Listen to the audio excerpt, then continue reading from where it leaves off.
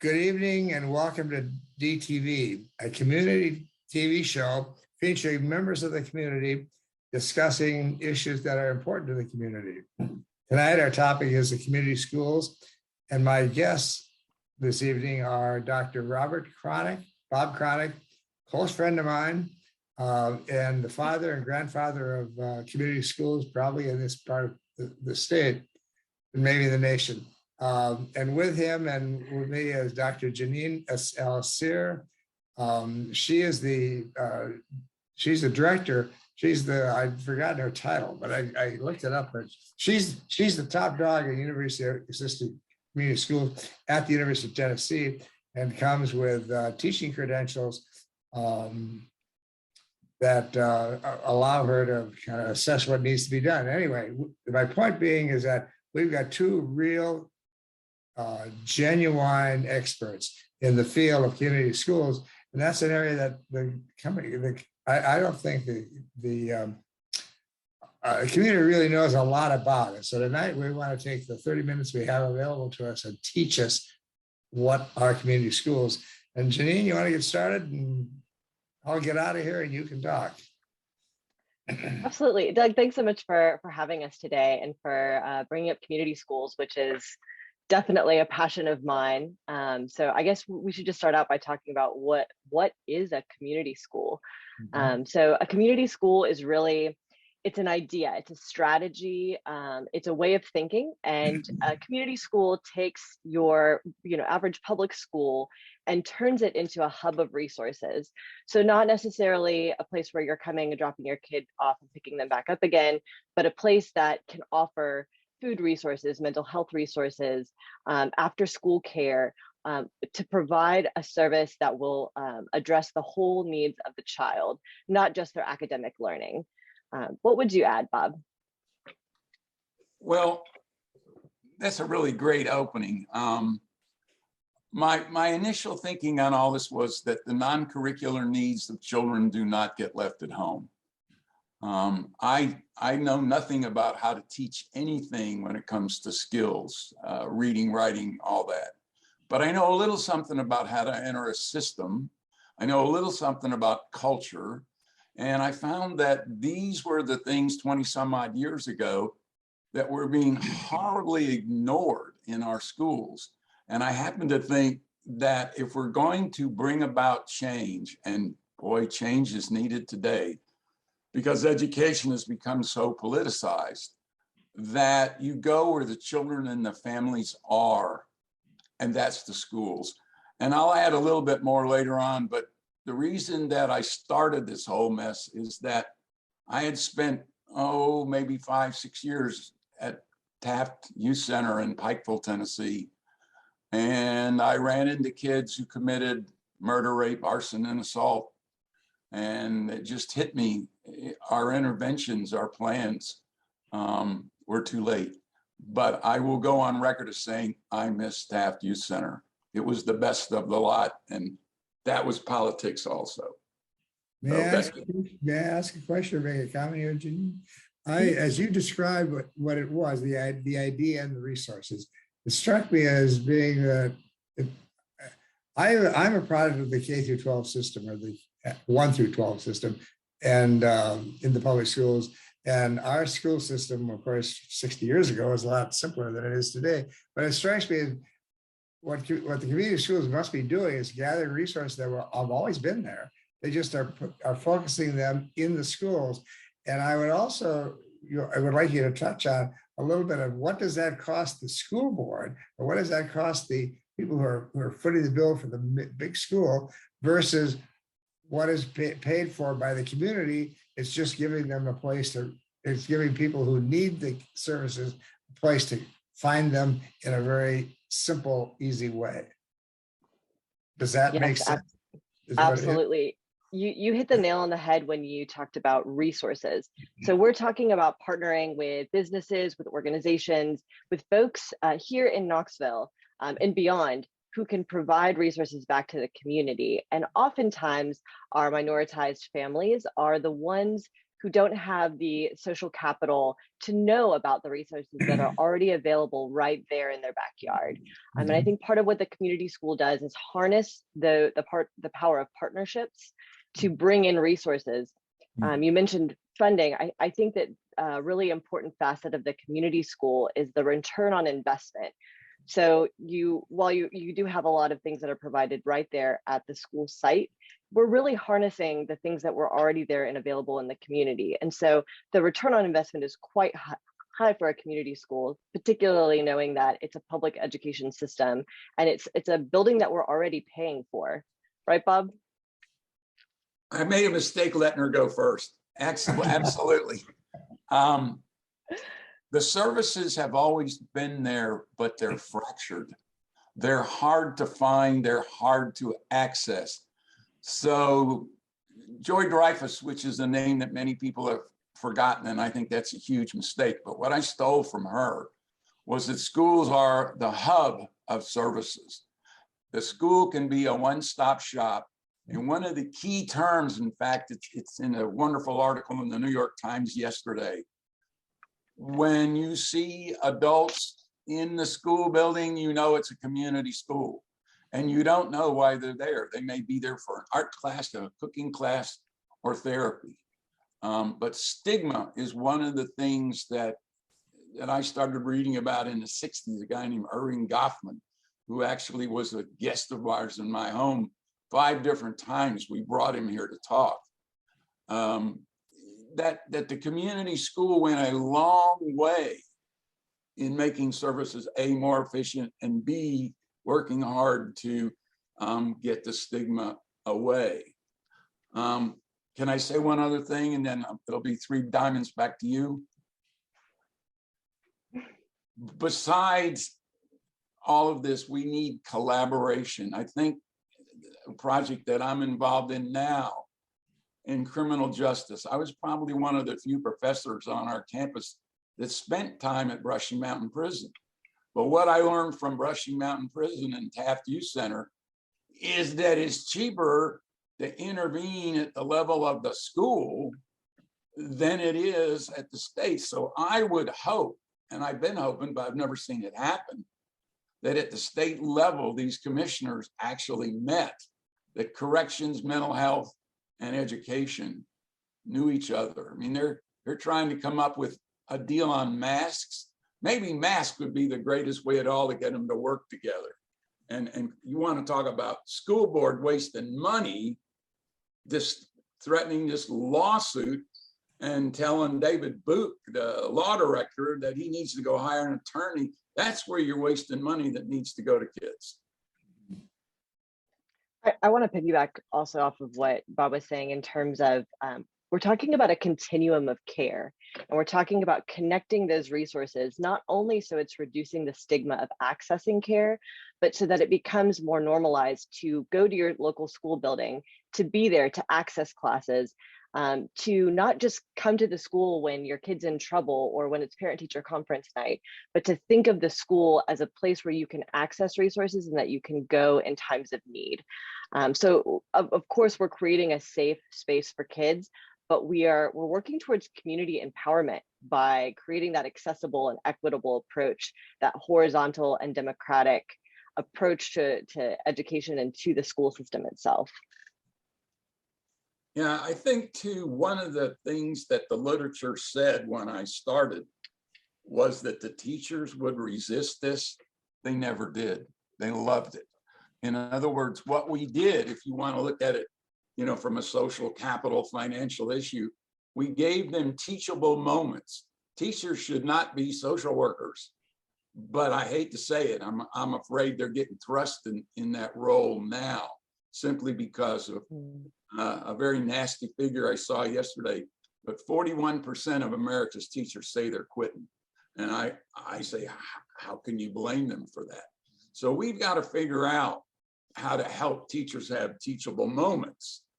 I would also say that I was really blessed with only one tough principal to get along with. People like Blenza, Elisa Luna, who was a friggin' genius, everyone we worked with was absolutely superb.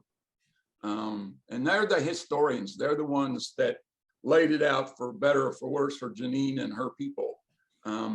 But there you go. You both talked a little bit about services that are with the stigma of receiving services. How much of a problem is that where those who need them do not want to show their best friend or a friend that they're accessing those services? Or is that something that works in pretty nicely in the school so that it's not noticed as a separate or as a special privilege or something like that? Doug, we're talking about some populations of folks that have seen school in that institution. You know, they've experienced trauma there, right? Mm-hmm. They weren't able to get the things that they needed. And so we're really trying to change that paradigm of what the school system is. And, you know, Bob was talking about better supporting our teachers, and, you know, they need it now more than ever. But we're also supporting caregivers in their parenthood and their child rearing to access those services. So I think it's about making it really accessible and making it more normative to access those services right there in the school building. I think that's really the ground zero. Is it fair to ask you a question at this point as what are the services most frequently provided to community school, and what are the ones that are most needed? And then what are the ones that can't be provided but should be? That's a great question. I think for the most accessed, food services, when our schools closed down during COVID, that was an innumerable amount of meals that we were suddenly asking caregivers to provide for their families that they normally did not have to pay for.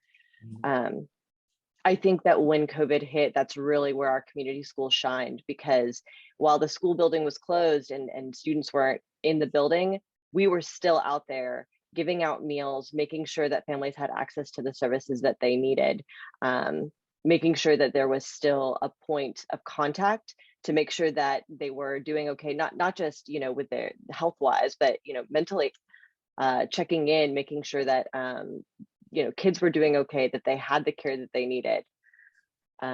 You had asked another question about what is most needed but not provided. Mm-hmm. Bob, I'm wondering what thoughts come to mind for you? Well, that's a good question. I would argue that the number one need is for mental health care for the children and the families. And one of the things that we learned early on, and I'm speaking as a retired university faculty member, if university people are going to get involved, they have to get out there and get on the ground. It's not in the library. And one of the things I learned early on was we never used the word mental health. We used the word behavioral. They weren't coming with the word mental health. Stigma was real to them. Now, things changed time. Way back when Dr. Luna was principal, we had a lot of diabetic kids. So a friend of mine who's a physician and a diabetic, he came out, he's a physician, and he tested them and he gave them interventions. And he asked every kid, when was the last time you went to a pediatrician? And all of them said they'd never been. Well, in America, that's wrong. So access to medical care, which could be broadly defined, would be a good thing to do. So I started this thing called Clinic Vols, and as far as I know, it's still alive. But Clinic Vols was a push. I can't tell you what I had for breakfast by a young lady named Gigi Youngblood. She's a pediatrician in rural Alabama, and she wasn't going to take no for an answer. There would have been no clinics in these schools if not for her. Then two people came after her, and we got 2 MDs and a PhD out of that group. So a lot of good folks have come through it. So medical care broadly defined, diabetes, asthma. Now, what I can tell you is a lot depends on where you are. If you're in East St. Louis, Illinois, they don't have trouble with that. They have trouble with kids eating the the stuff from the walls when it crumbles, and they would get lead poisoning.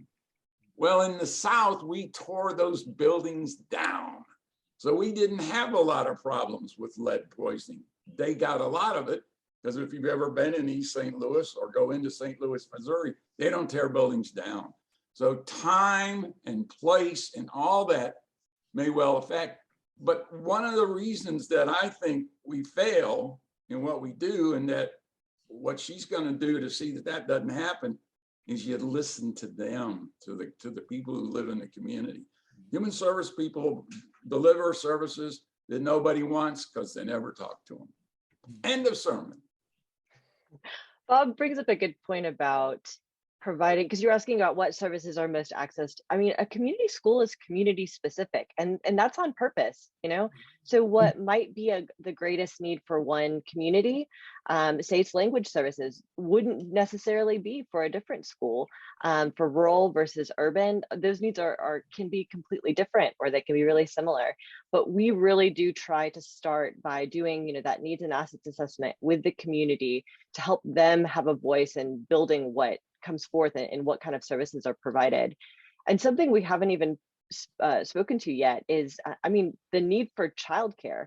Our schools close at 2:30, but I mean, caregivers aren't getting off until 5 o'clock. So what do they do? Or if they have late hours, where do they put those kids, and how do they pay for it? My goodness, childcare is astronomical.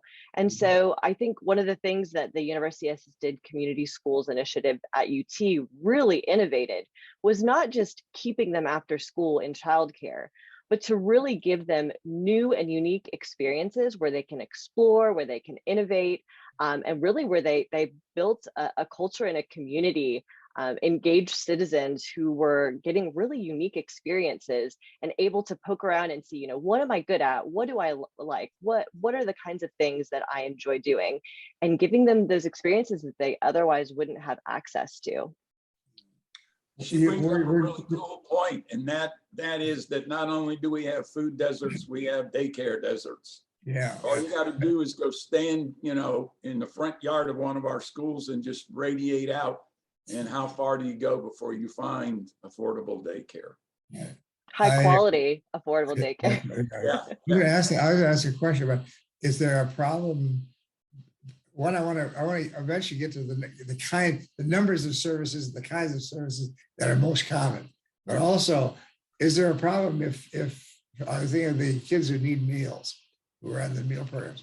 How do you get it to them that way? I deliver mobile meals. That's a big organization doing 1,200 meals a day, but it takes 150 people to deliver those.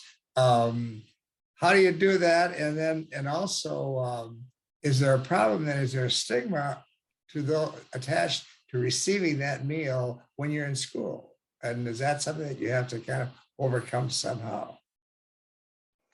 Knox County is really blessed in that we have free and, you know, reduced lunch. We have free lunch and breakfast options for all of our students. So that takes care of a huge need. Now during COVID, I mean, these were the coordinators, the community school coordinators were the ones who were loading up their cars and taking them out to the families, or having them come by the school and do a drive-through meal.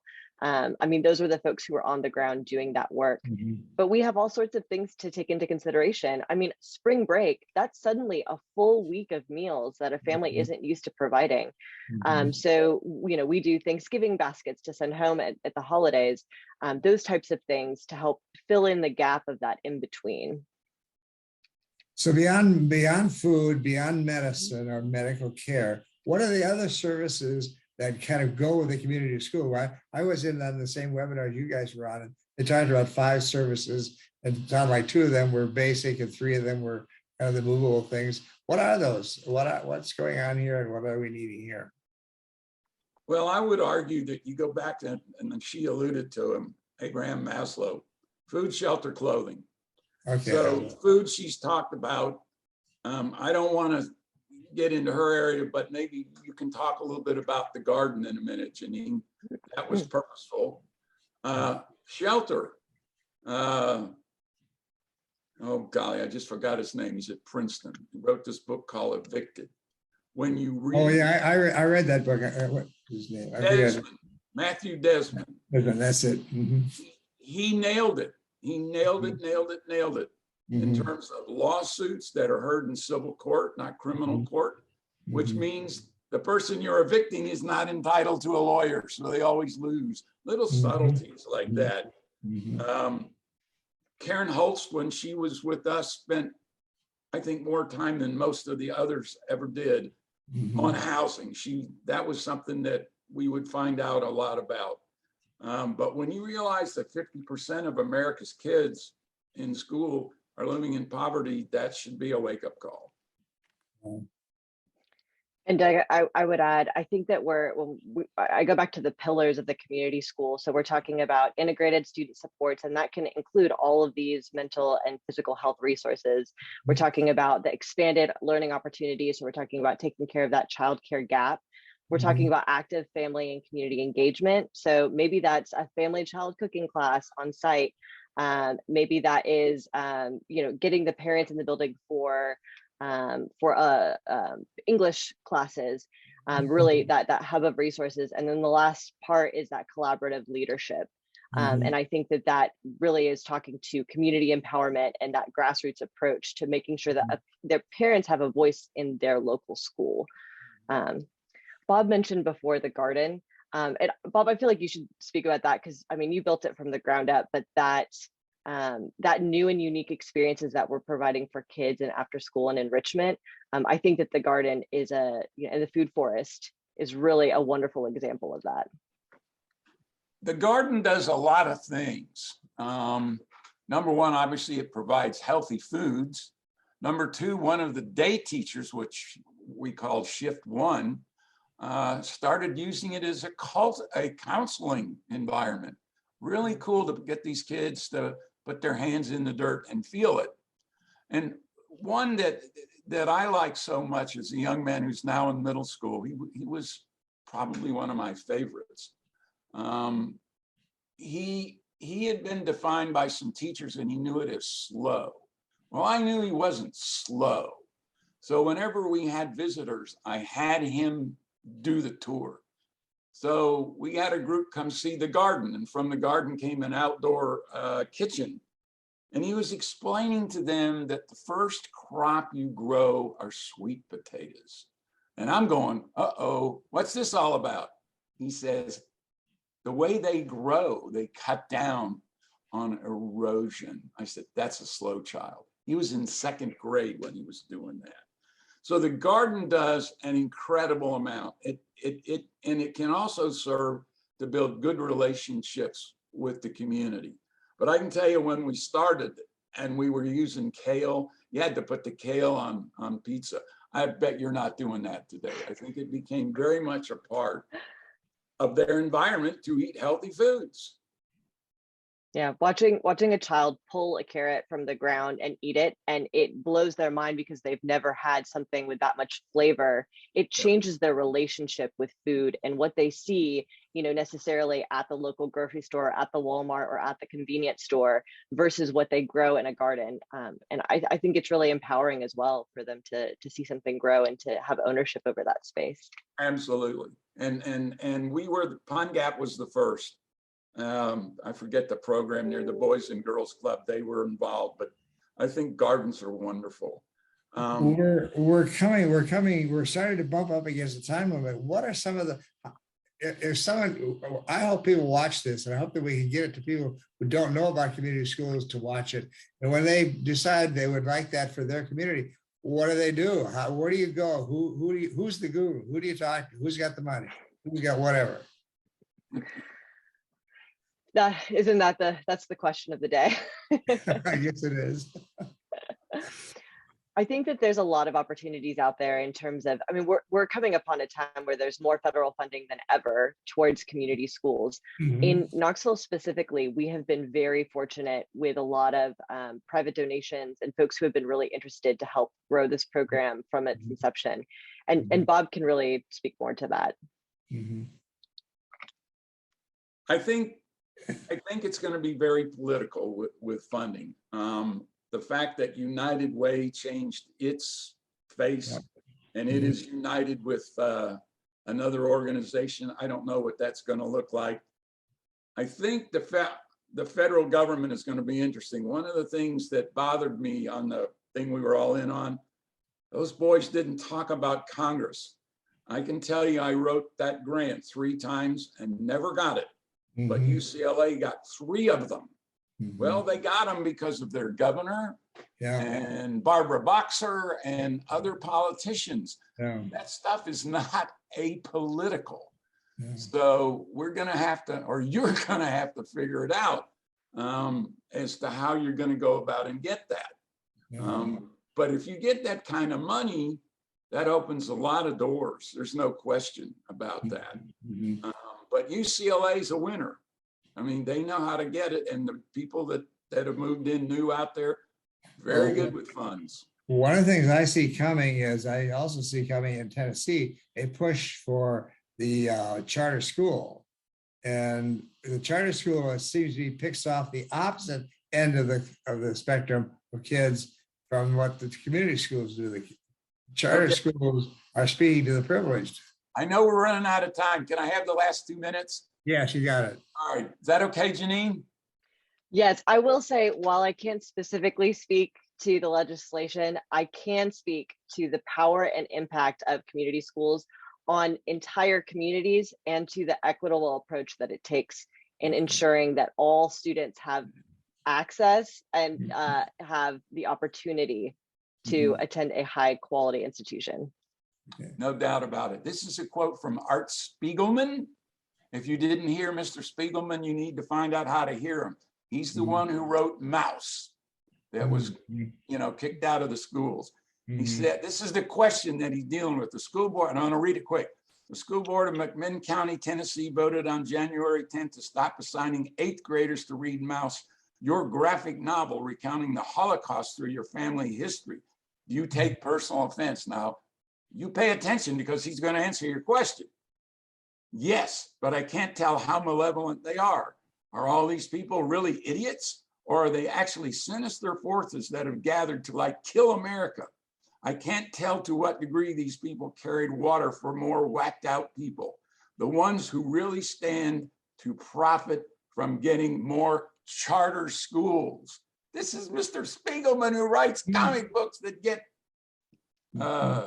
national awards, thereby taking money away from a public education that needs far, far more to do its job well. Well said, Mr. Spiegelman. If you didn't hear him, we ain't got people like him in the South. He's a genius. Well, I would say we're really running out of time. It was I would just say, Bob and Janine, thank you for this interesting dialogue. Thank you for being here today.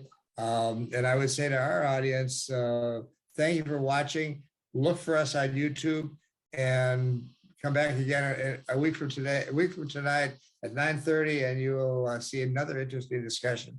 Good night and good luck. Thanks, Doug. Good luck, Janine.